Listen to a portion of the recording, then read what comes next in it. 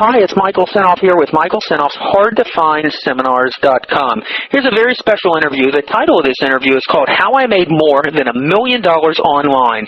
It's an interview with Internet consultant Terry Dean. Terry Dean used to be a pizza delivery driver hoping for little more than $2 tips and good weather. Then the internet came along, and through trial and error, he figured out how to make the most of it. Now he's made more than $1 million selling products online, and he teaches others how to do it too. Terry admits his success didn't happen overnight. Although he was making a decent living off the internet in about 6 months, it took him almost 10 years to get to the level he is now. And in this audio, you'll hear how he did it. You'll also hear the best ways to build a list and why you should be more concerned with building relationships with your list than with the length of the list itself. You'll learn low-risk and low-cost advertising that works. You'll learn tests that will help you be absolutely certain you're building a business that's based on demand. You'll learn how to use social networking sites to build your business and which ones are really worth your time. You'll learn quick and easy ideas for repurposing your content for YouTube, blog posts, books, DVDs, and more. According to Terry Dean, one of the biggest mistakes you can make in the internet business is to try to find the easiest route to riches. This is a trap that can actually prevent you from making money because instead of sticking with a solid plan, you're wasting time bouncing from one hyped-up idea to the next. Fortunately, all you have to do is follow good, sound business advice to make money online. And in this interview, that's exactly what you're going to hear. And for more information about Terry, go to his website called www.killermarketingcoach.com. That's killer, K-I-L-L-E-R, marketingcoach.com. Now let's get going. Hi, I'm Jimmy Waters with an interview for Michael Senoff's HardToFindSeminars.com. Welcome, Terry Dean, to the program. I've enjoyed looking at your website and learning about you and what you do. And one of the things that really gets to me is, you often hear about a person that has no marketing experience, no business experience, and they made it big. And you wonder if maybe this is used as a marketing tool in itself. So my question is, did you really go from delivering pizzas to $1 million business, or is that just a way to catch people's attention? I really did go from delivering pizzas to earning quite a bit more than $1 million online. But the funny thing with it is, I wouldn't want anybody to think that I did it all of a sudden, or I did it in 1 month, because that just isn't the case. And that's where a lot of times there's what I would say misconceptions about the internet and other businesses, is people think that it's like an instant overnight success. And I think every overnight success I've ever heard of is really like a 10-year success that you see happening in the background. You just don't see all the other stuff going on. But really, I did get to earning a good full-time income pretty quickly online, about 6 months. Within about 6 months of starting online, I was doing about $6,000 to $7,000 a month. And where did that ambition come from? Did you just deliver one too many pizzas? Or while you were delivering them, did you have this brainstorm, this great idea? What happened? What came over you? Well, what really happened was I had tried a lot of different things to succeed in business before. I had tried doing several network marketing companies. My wife could attest to the fact that our basement was filled with some of the stuff from network marketing companies. I had tried to do some direct sales. I'd even tried to do some direct mail that I borrowed money off the credit card to do. And none of that really worked out for me. But at that time, we're moving back all the way to 1996. And I heard the very first stories of a few people using this internet thing to become successful. And that was just something I said to myself inside, that I can do this. That's something that I know I can do. It kind of fits me. I was never really good at direct one-on-one selling, but I had a talent for writing, and I'm a pretty good writer. And so I said I can probably do this. And I just got started online.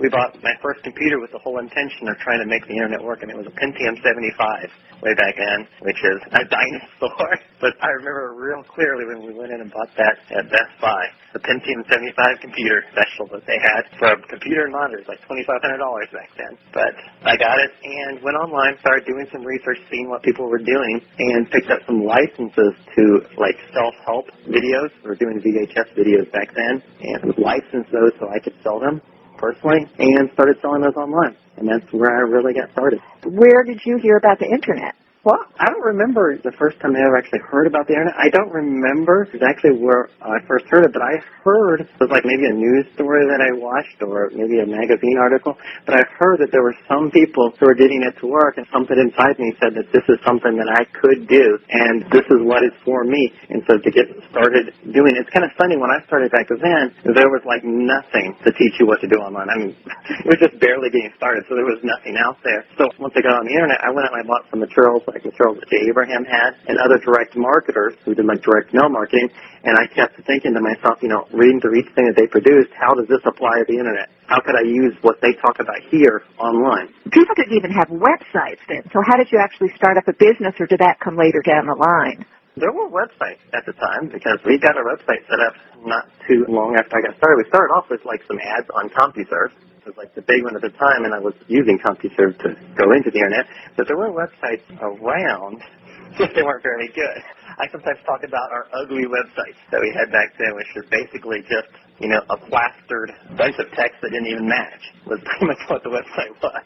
You certainly didn't have shopping carts back then, et cetera, did you? Oh, no, we didn't have shopping carts. We actually had to take orders off by the phone first. At the very beginning, there wasn't any automatic ordering. Man, life is so much easier today than it was then for this, but we had to take orders over the phone. Not necessarily that it was a good thing, but some people weren't as scared about credit card numbers online because there wasn't credit card fraud, so some people would still order like through email or something, which I definitely wouldn't recommend anybody doing today because you probably get it stolen since it's not secure. But the interesting thing back then is we had to go through a lot of work to do all, and a lot of it was by trial and error. I like to tell people that I really failed my way to success online. I found that everything that didn't work first. Can you give some examples of things that didn't work that you first tried? Well, here's the real funny thing. When I first tried it, it's like any time that I spent a lot of money on advertising, it did badly for me. And again, we'll go back to that very beginning. It's a little bit different today, but I remember real well when I first spent money for this person who was a really good designer to design a really nice looking page, and I had been using one of those ugly pages with graphics that were all over the place and didn't look right.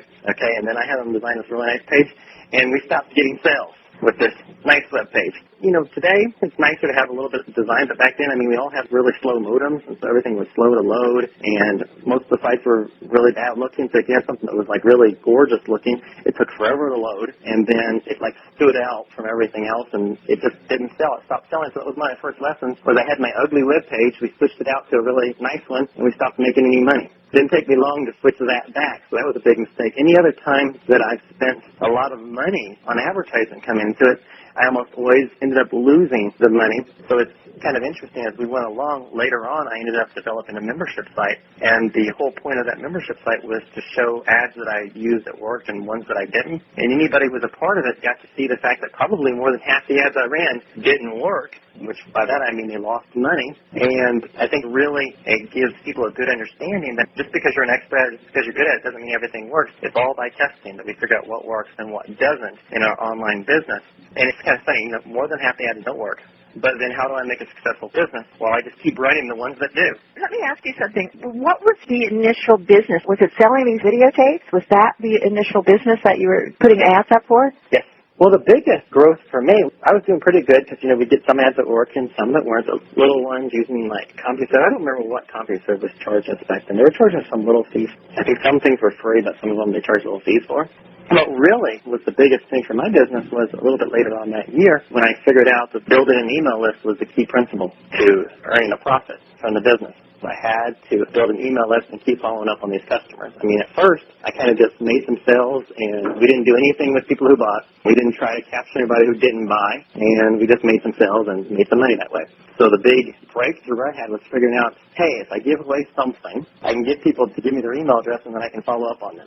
What was the second thing that you had that you were offering? Still, at that point in time, I was still offering videos of other videos that I had, and the breakthrough was figuring out that it was based off the email list. And there are a lot of people talk about that today, that the money's in the list, which is partially true because the real money's in the relationship with the list, which is building a relationship with them by sending out content, giving them value, and being someone that they can trust with the email. But that was my big breakthrough, was figuring out that list was important, so I started working with email lists. Today, we use like autoresponder systems and things like that. Back then, we had to use software. And I remember originally, when I first started building an opt-in email list, we were using some of the software people used for spam. They were using spam software to send out all these email lists. But in the beginning, we didn't have any of the good tools we have today, so we had to use some of the same software. What were some of the steps that you'd use to keep your list growing? Well, with lists, the very first thing I did was every ad I started placing them for the list first. I'm going to give you something free if you sign up for this. Okay. You give me your email address, I'm going to give you this freebie, like this free report. It was just something I gave online, like a basic text file in the very beginning. Now we use PDF files, but then it was like a basic text file. We give it to you for signing up, and then I can follow up, and then I can send multiple promotions. So I can promote this video, I can promote that video, and basically build my business by making multiple sales instead of just the individual one sale I made in the beginning. Now, with the affiliates, I would consider affiliates like a separate thing because when I was starting, I don't remember having any affiliates until eventually when I wrote my own first product, and we're talking at least 2 or 3 years later to that. So I think it's like 2 more years later before I even had anything that was affiliates. But is that correct that when you have affiliates, that part of that motivation is to expand your list? With affiliates, it really is. They'll help you expand your list, but probably the biggest motivation for me with affiliates is the fact that I now can generate sales without spending anything up front. I'm only paying them when we make sales.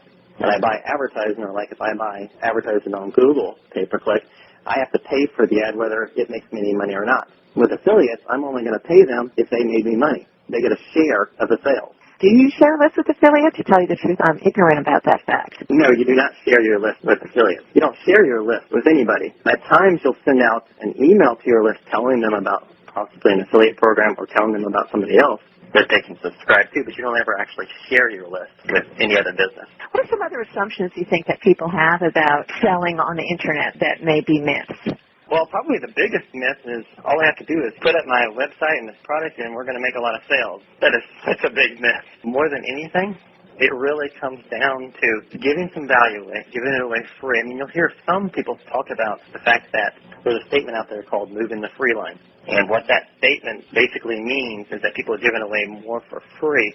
They're giving more value up front before they sell something, and they're doing that to build a relationship with people first to make the sale, because we buy from those who we know, like, and trust. So we build those relationships with people before we offer them something to buy. And so one of the big myths people have is that they can just put up the site, sell this product, and they'll make a lot of sales. Or another big myth that's out there, probably the biggest myth comes around with people thinking that it's going to be so easy, or they're going to place this one ad and it's going to make them so much money. But as I mentioned already, the fact that with me, whenever I ran like a big ad or spent a lot of money on advertising, usually it did poorly for me.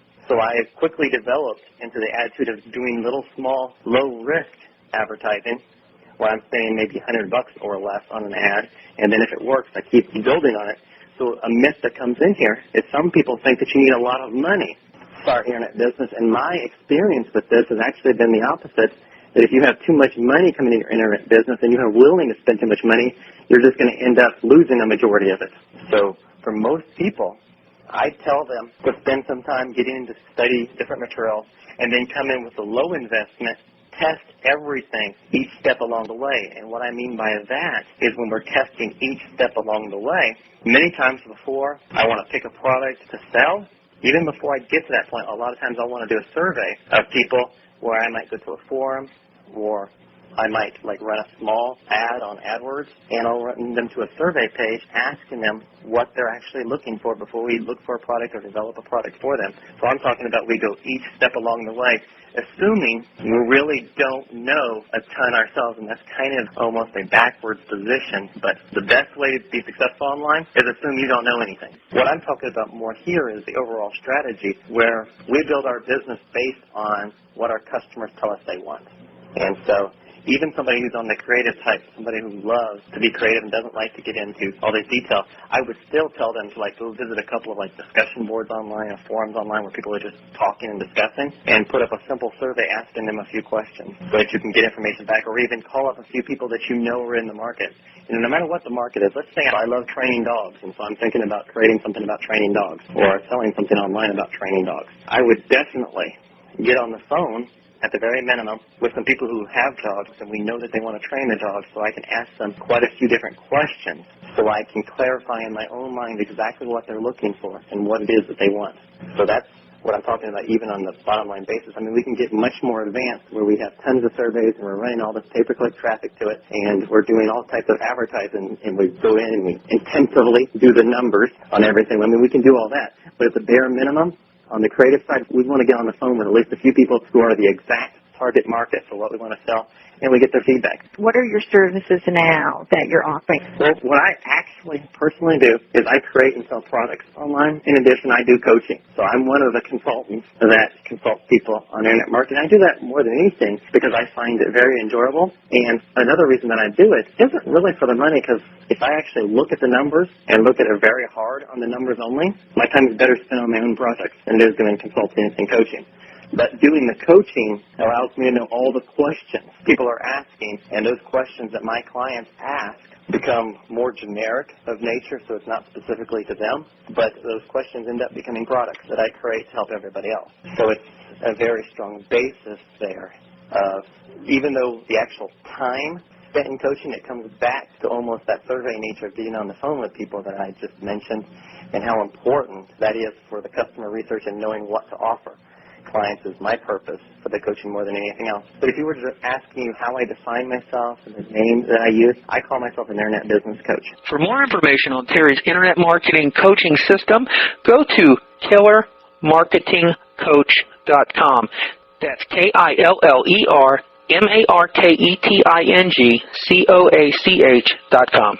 And you talk about cutting through the internet marketing noise. Would you explain that a little bit? What I mean by that is when I first started, there was like nothing online. Nobody knew what they were doing, and we were all just randomly guessing. That's pretty much what the case was.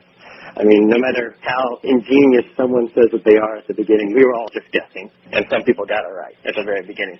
Today, if you go online, there's thousands of products out there that talk about making money online. There's thousands of products out there talking about how to generate traffic or how to do your website. And I talk about the fact that we have to cut through the noise of all of this, basically what they call information overload, to find the real gems and what's really true.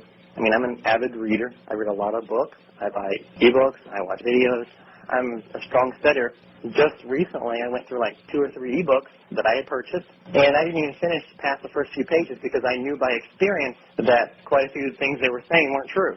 So it kind of, we'll say, it cut me off. That was part of the noise going on that we have to watch out for. And so my advice to people listening to this is to pick a couple of experts, maybe no more than 2 or 3, that give good value, give good content to them, give them good advice, and then go through, buy their products, get their information, and follow the systems they provide, because here's what I've seen as a major failure.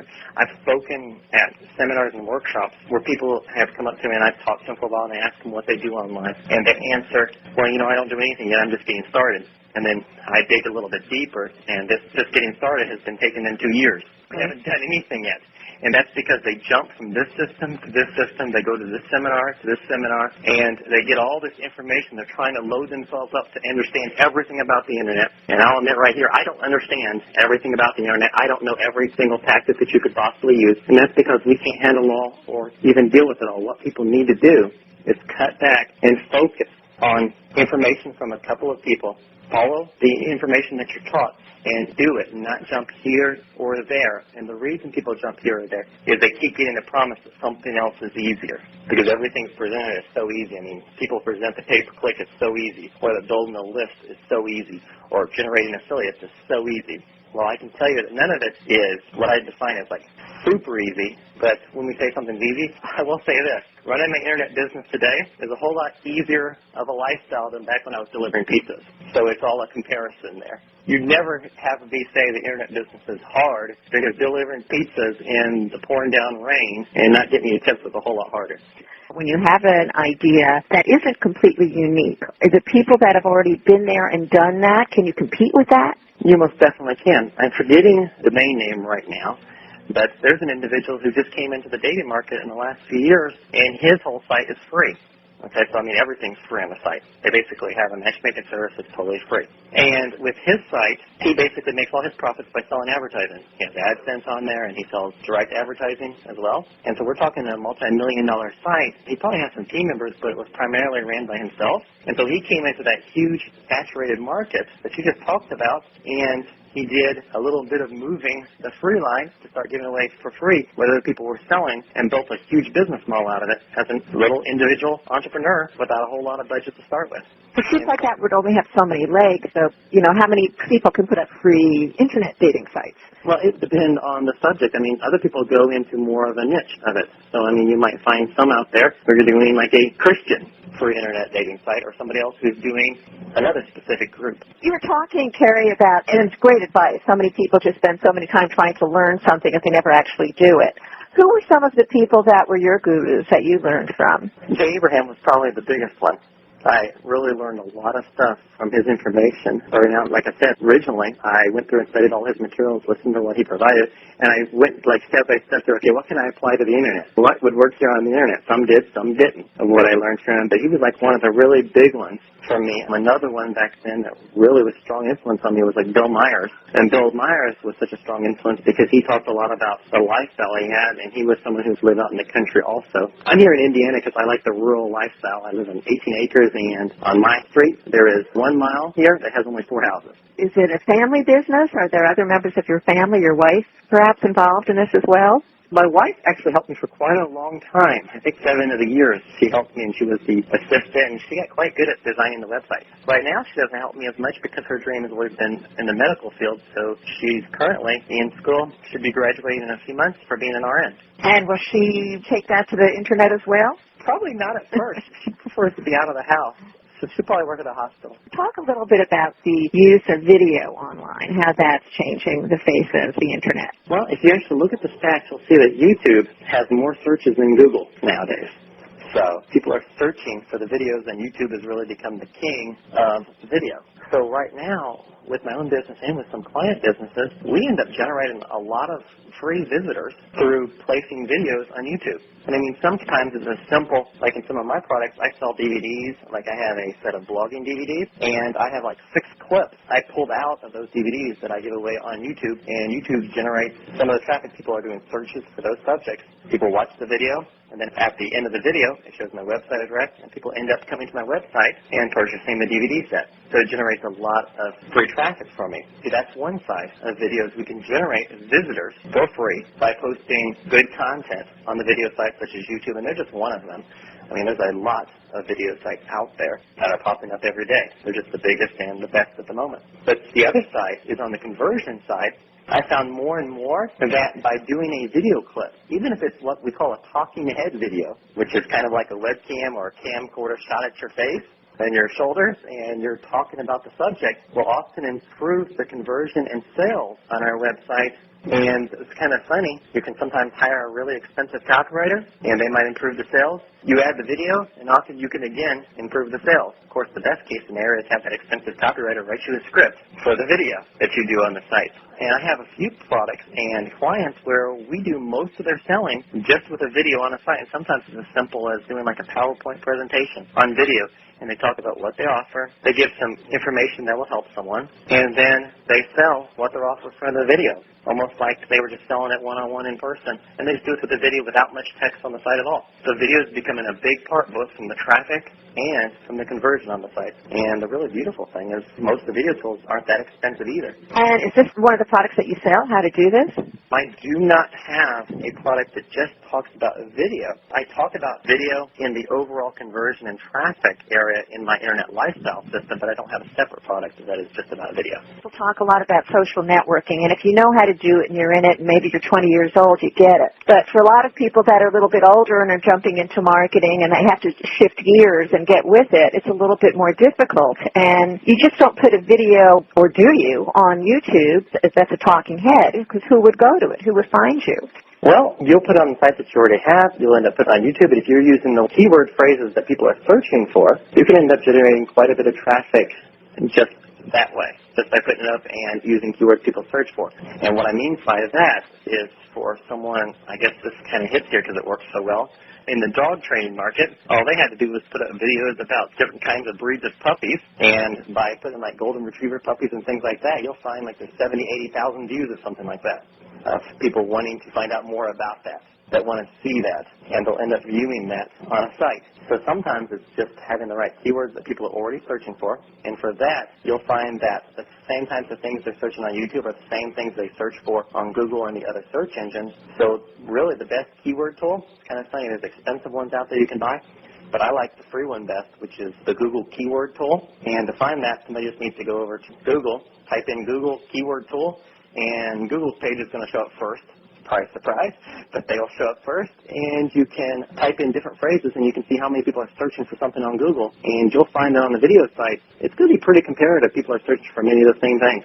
So that's really part one, is coming up and figuring out what people are already looking for. And then part two is I most definitely do put it on my site. I run a blog, a WordPress blog, that's basically free on my site, and just about any time I post a video, I'll post it to my blog as well. So that really comes into a lot of traffic generation strategies for the blog. And it's funny, with the social networking, I think there's a lot of popularity for like the social sites, but in reality, I spend a lot less time with the social sites than I do like on my own blog or producing videos or things of that nature than I would ever spend on Big or on Facebook. I spend almost no time on Facebook, for example, because in my tests, most of those social sites, the only ones that have been real profitable is Twitter. Tell me about Twitter. I keep hearing about Twitter. Tell me a little bit of how that works. A place that you can connect with others. It's almost like if someone understands what blogging is. Blogging is like writing an online diary, content, videos, whatever you want to put. You control it, you post it. Twitter is like a mini version of that because you only get 140 characters. So you get to write these really short paragraphs or like this little sentence of content. And where Twitter has its biggest benefit is when you start following other people in your market, and you can like send replies to them, or you can send direct messages if they're also following you, and you use it to connect with other experts in your market, really looking for stepping out and providing content, because I found what works best on Twitter is when you're giving away resources again. You have a good video that you put up, you post it. And you'll often find that if it's a really good content, some other people will do what they call retweeting, which means they post that little link also to all of their audience, and it like grows a little bit what we call virally for it, so other people will post it for us. And so Twitter's kind of a subject on its own, but really of all those sites, it's really the only one that I found and really proven to be profitable that makes sense. So you don't see me on Facebook very much. I don't count that. I probably have more than 1,000 friends, but I'm rarely there. You're talking about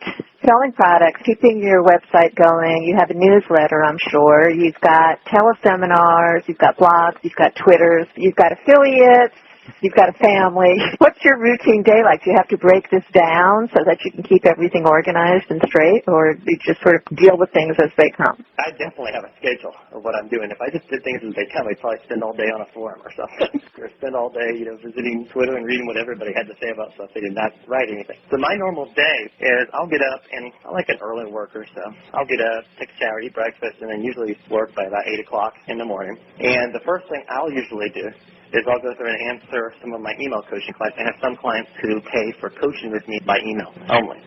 So I go through and I'll reply to all of them, answer questions, sometimes look at their sites and things like that. Then I'll check to see if we have any comments that I need to approve on the blog, and check Twitter and usually make like a little post or comment to a couple of people.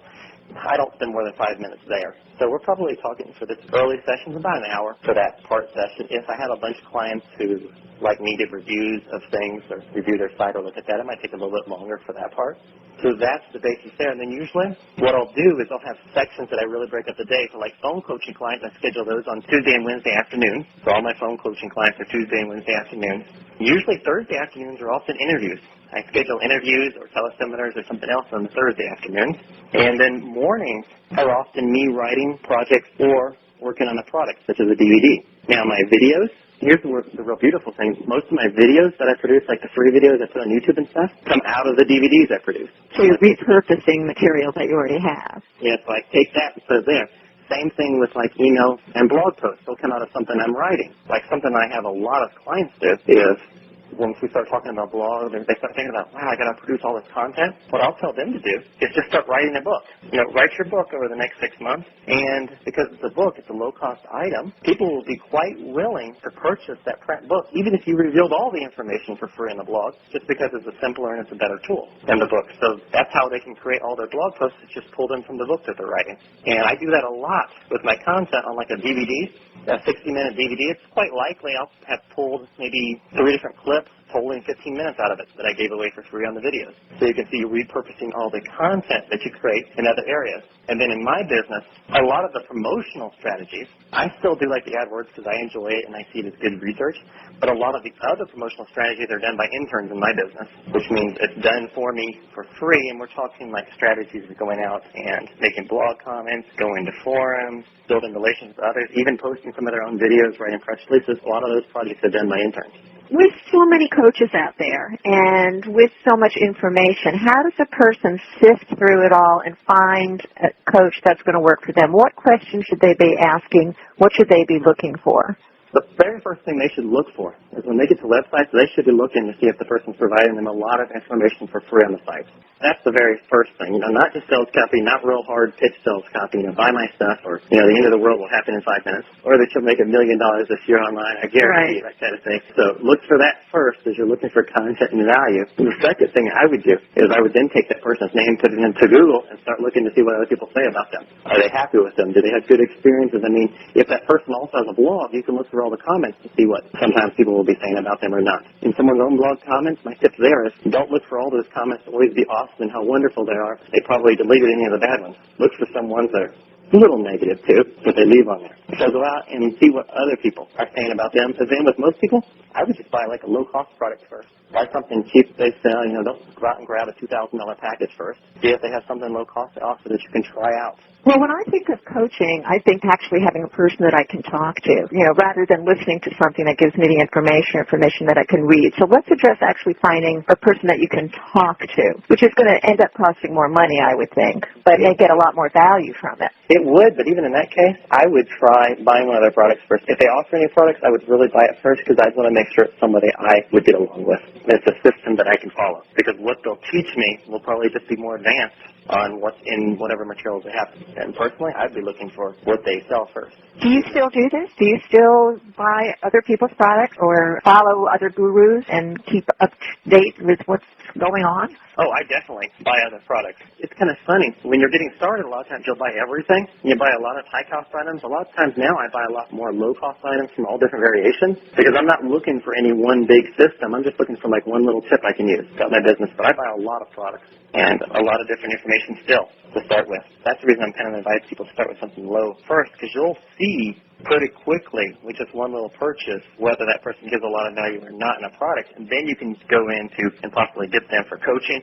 And for coaching, I'd really go after somebody who doesn't make me do a long contract. I'd want somebody who's like shorter, not sign me up for a year, or can I sign up for a month with them? And then see how that goes. And then for you personally as a coach, is that something that you find that you want to follow up with them and see how they're doing and maybe even work with them later if it's a good match? Well, it's kind of interesting. When I end up talking to people who come to me for coaching, sometimes I'll tell them that it's right and I can help them, and let's go and let's sign them up for a month and let's try out the coaching.